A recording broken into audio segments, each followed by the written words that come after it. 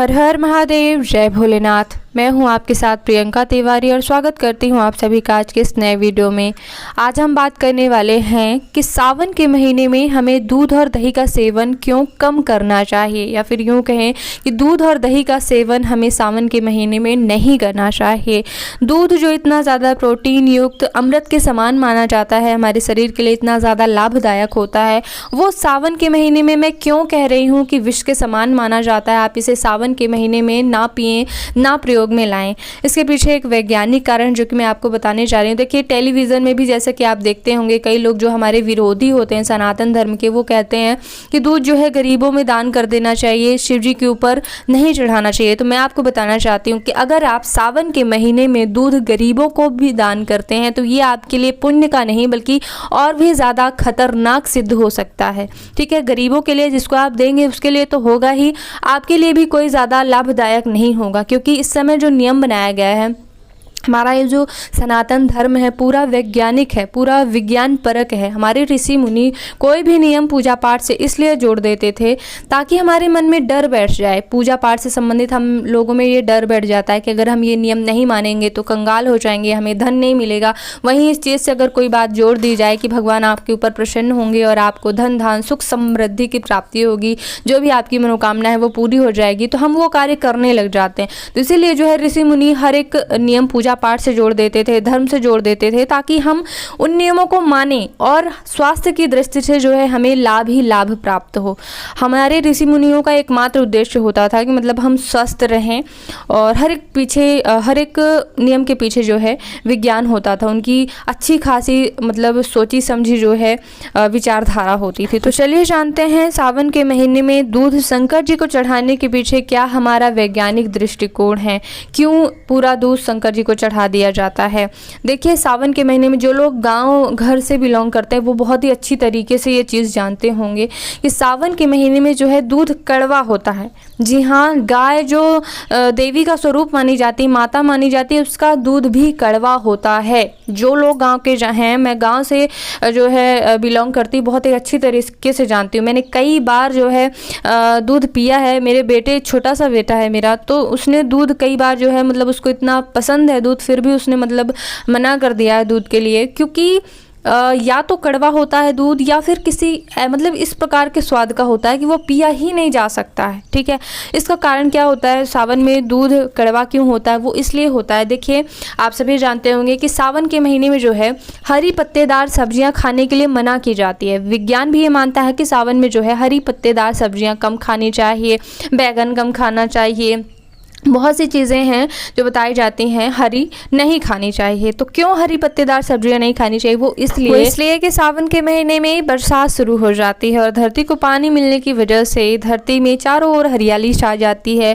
नई नई घास उत्पन्न होती है, नई नई जो है हरी पत्तेदार सब्जियां उत्पन्न होती हैं, यहाँ तक कि जो है जहरीले पौधे भी उत्पन्न होते हैं। ठीक है, और जो भी मतलब फ़ायदेमंद पौधे भी होते हैं उनमें भी जो है कीड़े लग जाते हैं। इसीलिए हरी पत्तेदार सब्जियाँ मना की जाती हैं। में बहुत ज़्यादा पत्तेदार सब्जियों में जो है कीड़े लग जाते हैं और ख़तरनाक, मतलब अगर हम उन्हें खाएं तो मतलब वो विष के समान ही होते हैं। ठीक है, तो और जहरीली घास भी उत्पन्न होती है। लेकिन गाय के पास तो कोई और चारा नहीं होता है हरी घास को खाने के अलावा, तो गाय जो है हरी घास तो खाएगी, हरी घास के साथ जो है वो जहरीली घास भी खा लेती है या फिर कोई ऐसे पौधे भी खाती है जो उसके लिए फ़ायदेमंद नहीं होते हैं। तो उसी के कारण से जो है उसका दूध जो है वो इस समय पे जो है फ़ायदेमंद नहीं रह जाता है। दूध या तो कड़वा हो जाता है, कई बार जो है मतलब उसका स्वाद ही खराब हो जाता है, या फिर अगर हम पीते हैं स्वाद सही है तो फिर भी जो है वो हमारे लिए फ़ायदेमंद नहीं होता है। कई बार जो हमारे लिए बीमारी का कारण भी बन जाता है। जी हाँ,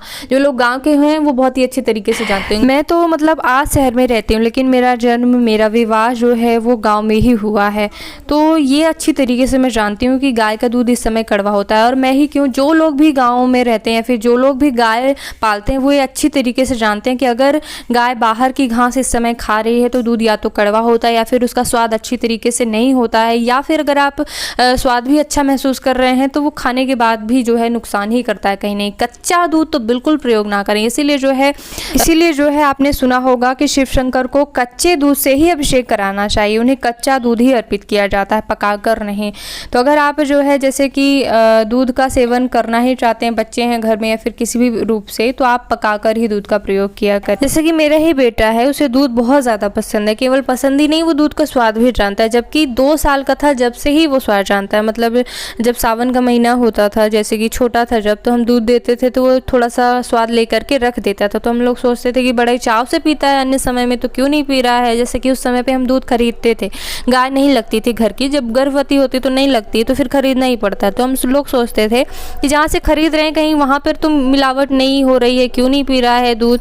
तो बाद में जैसे कि याद नहीं रहता ना कि सावन का महीना चल रहा है, तो फिर जैसे चर्चा करो परिवार वालों से, फिर याद आता है कि हाँ भाई सावन का महीना चल रहा है तो दूध इस समय पे कड़वा होगा। उनकी गलती नहीं है जो लोग दे रहे हैं, मतलब मिलावट नहीं होगी, ये कड़वा ही होगा। तो मतलब खुद स्वाद लेने के बाद भी ये पता चलता है कि हाँ दूध सचमुच में मतलब स्वाद बड़ा अजीब सा लगता था। तो मतलब फिर दूध लेना मतलब थोड़ा कम कर देते थे। आप भी कम कर दिया करें ताकि जो है जो लोग दूध बेचते हैं वो ज़्यादा से ज़्यादा अभिषेक करें। और इसीलिए ये ऋषि मुनियों द्वारा सोचा समझा ये नियम है कि दूध जो है सावन के महीने में भगवान भोलेनाथ को अर्पित कर दिया जाए, इससे आपकी मनोकामनाएं भी पूरी होंगी। दही भगवान भोलेनाथ को अर्पित किया जाए, तो इसलिए ज़्यादा से ज़्यादा जो है भगवान शिव शंकर का अभिषेक दूध से किया जाता है। तो आप भी जो है सावन के महीने में अधिक से अधिक भगवान भोलेनाथ का अभिषेक करें दूध से। दूध बचाएं ना, और कोशिश करें कि अगर आप दूध का प्रयोग करते हैं बच्चों के लिए या फिर किसी भी रूप में, तो आप ज़्यादा से ज़्यादा उसको उबाल करके ही प्रयोग करें। घर में अगर किसी भी प्रकार की संपन्नता की कमी है तो आप ज़्यादा से ज़्यादा भगवान भोलेनाथ पर दूध का अभिषेक करें। उन्हें जलधारा भी अत्यंत प्रिय होती है, तो आप जलधारा भी चढ़ाएं। लेकिन गरीबों को बांटना जो कि आजकल बताया जाता है, तो अगर आपको गरीबों को देना है तो आप सावन के किसी अन्य महीने का चुनाव करें। सावन में आप दूध दही का दान ना करें। तो शिव जी की पूजा से संबंधित पूरी मैंने प्लेलिस्ट बना रखी है। आप चाहे रुद्राभिषेक की पूजा सामग्री जानना चाहते हो या फिर शिवलिंग कैसे बनाएं, प्रदोष पूर्णमासी सभी व्रतों में शंकर जी की पूजा करके दिखाई है, तो एक बार चैनल पे ज़रूर आइएगा। कई और महत्वपूर्ण वीडियोस हैं उनको देखने के लिए, और इस वीडियो को देखने के लिए बहुत बहुत धन्यवाद। ओम नमः शिवाय।